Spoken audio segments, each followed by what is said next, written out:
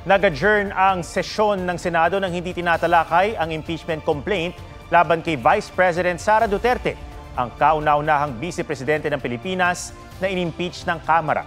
Dalawang posibilidad sa impeachment trial, simulan nito kahit nakabreak na ang Kongreso kung mapagkakasunduan ng mga senador o di kaya magtapos ng midterm elections. Yan ang report ni Tina Panganiban Perez.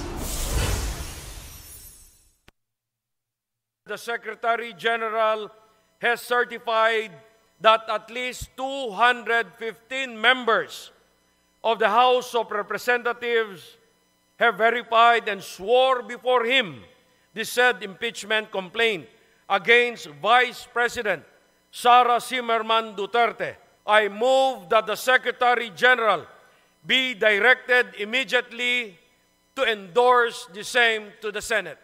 Is there any objection? The Chair hears none. The motion is approved. The Secretary General is so directed.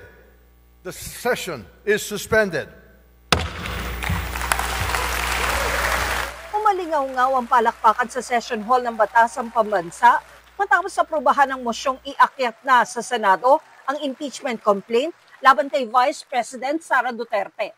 Bago nito, kinumpirma ni House Secretary General Reginald Velasco na may ika-4 na impeachment complaint laban kay Duterte na inendorso ng 215 na kongresista.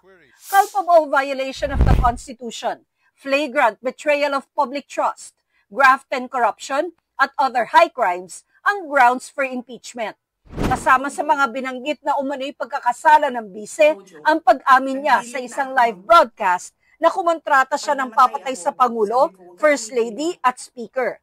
Ang paglustay umano niya sa confidential funds ng Office of the Vice President at ng Department of Education noong siya ang kalihim nito. Pamimigay umano niya ng regalong pera sa ilang opisyal ng DepEd na may kinalaman sa procurement. Pagkakaroon ng umano'y unexplained wealth at hindi umano pagdedeklara ng lahat ng kanyang pera at ari-arian sa kanyang Statement of Assets, Liabilities, and Net Worth. Kasama rin sa reklamo ang umano'y pagkakadawit niya sa extrajudicial killings at umano'y paulit-ulit umano niyang pag-atake sa Administrasyong Marcos, kasama na ang paglahok sa rally na nanawagan sa Pangulong bumaba sa pwesto. Base sa rules ng Kamara, pwede nang idiretso sa Senado ang impeachment complaint kung may 1/3 o 102 na kongresista na mag-e-endorso rito.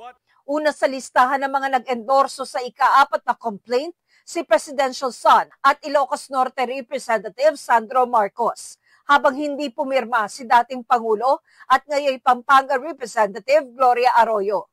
Ang tatlong impeachment complaints na inihain noong Disyembre laban kay Vice President Sara Duterte ay hindi na itatransmit sa Senado, kundi sa archives na lang ng Kamara. Bagamat impeach na si Duterte, hindi siya maaalis sa pwesto dahil magkakaroon pa ng impeachment trial. Mag-aalas 5 ng hapon, dumating sa Senado si Velasco. Tinanggap ni Senate Secretary Ray Bantug ang mga dokumento at ito-turn over niya ito sa liderato ng Senado. Kailangang maisama ang impeachment complaint sa agenda at mabasa sa plenaryo. Yun nga lang, huling araw na ng sesyon ng Kongreso ngayong araw, bago ang mahigit 3 buwang break para sa eleksyon. Depende na po sa Senado yun. We will respect whatever decision they have. Pero yun po, it's their constitutional duty to act on this. Meron daw possibility na sa June pa nila maaksyonan dahil nga naka-break? Pwede rin po. Pwede naman sila mag-convene ng court even during the break, no? Because this is a non-legislative function of the Senate. Base sa rules of impeachment ng Senado, si Senate President Chis Escudero ang magpe-preside sa impeachment proceedings, habang tatayong mga judge ang mga senador. May kapangyarihan din ang impeachment court na magpatawag ng mga witness. 11 kongresista naman ang itinalagang prosecutor ng Kamara na haharap sa impeachment trial. Sinisikap ng GMA Integrated News na makuha ang panig ng bise sa pag-impeach sa kanya ng Kamara. Pero sa mensahe ng Office of the Vice President sa media, sinabing may karapatan ng bise na magdesisyon kung kailan siya sasagot. Noong Disyembre, sinabi niyang mabuti na rin at naihain ang mga impeachment complaint para masagot niya ang mga akusasyon laban sa kanya. Ang ilan din sa mga alegasyon sa impeachment complaint, dati na niyang itinanggi. Tinawag naman ni Representative Paulo Duterte na desperate at politically motivated ang anyay pagmamadali sa impeachment laban sa kanyang kapatid. Political persecution umano ang pagmamaniobra ng ilang mababatas sa pangunguna umano ni Representative Janet Garin para makakalap ng pirma at mapabilis ang wala umanong basehang impeachment case.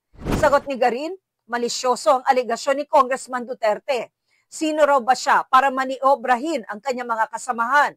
Nagkaroon daw ng isang party consultation kung saan pinag-usapan ng impeachment. Pumirma raw siya dahil sa kanyang constitutional duty. Tina Panganiban Perez, nagbabalita para sa GMA Integrated News. Huwag magpahuli sa mga balitang dapat niyong malaman. Mag-subscribe na sa GMA Integrated News sa YouTube.